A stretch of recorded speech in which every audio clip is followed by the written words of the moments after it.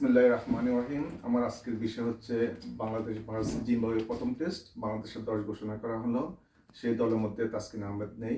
অবশ্যই না থাকাটাই স্বাভাবিক, কারণ তার শোল্ডার ইনজুরি আমরা জানি। সুতরাং তাকে প্রথম টেস্টের জন্য রেস্ট দেওয়া হলো। কিন্তু আমার কথা হলো, তার পরিবর্তে কাকে দলে নেওয়া হলো? আপনারা দেখতে পাবেন তার পরিবর্তে নেওয়া হলো নাহিদ রানাকে। কেন রে ভাই, নাহিদ রানাকে কেন নেওয়া হবে?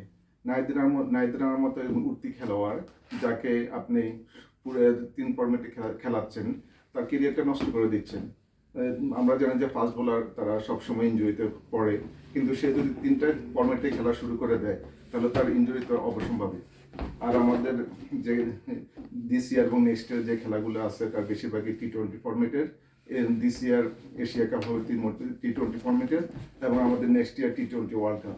সেজন্য নাহিদ রানাকে আমরা গড়ে তুলতে হবে। এই আপনার প্রথম টেস্টের জন্য নাহিদ রানাকে আপনারা PSL এ পাঠাচ্ছেন না। নাহিদ রানা এই মাসের 11 তারিখে PSL এ যাওয়ার কথা, কিন্তু প্রথম টেস্টের কারণে সে যেতে পারছে না। তাকে যেতে হবে প্রথম টেস্টের পরে। কেন রে ভাই?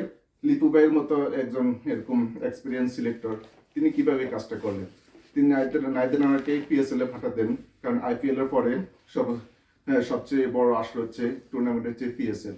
সেখানে নাহিদ রানা খেলে অবশ্যই T20 জন্য সে আরো মোর এক্সপিরিয়েন্স নিয়ে আসতে পারবে। আমাদের কি আর কোনো খেলোয়াড় নেই নাহিদ রানার পরিবর্তে? সাইফুদ্দিন আছে, তারপরে আমাদের আরেকটা খেলোয়াড় আছে ইবাদত হোসেন, যে অনেকদিন পরে ইনজুরি কাটিয়ে ফিরে এসেছে। তাকে আমরা দলে নিতে পারতাম, সে নিজেকে গড়ে তুলতে পারতো জিম্বাবুয়ের বিরুদ্ধে টেস্ট দিয়ে, অথবা সাইফুদ্দিন খেলতে পারতো। আপনারা মনে করেন কি নাহিদ রানাকে না নিলে আমরা জিম্বাবুয়ের বিরুদ্ধে জয়লাভ করবো না? জিম্বাবু যেভাবে খেলছে এখন, আমাদের বি টিম খেললেও ওদেরকে হারাতে পারবে।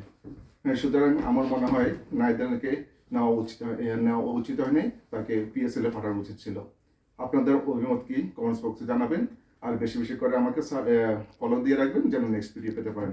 সে পর্যন্ত ভালো থাকুন, সুস্থ থাকুন। সালামু আলাইকুম।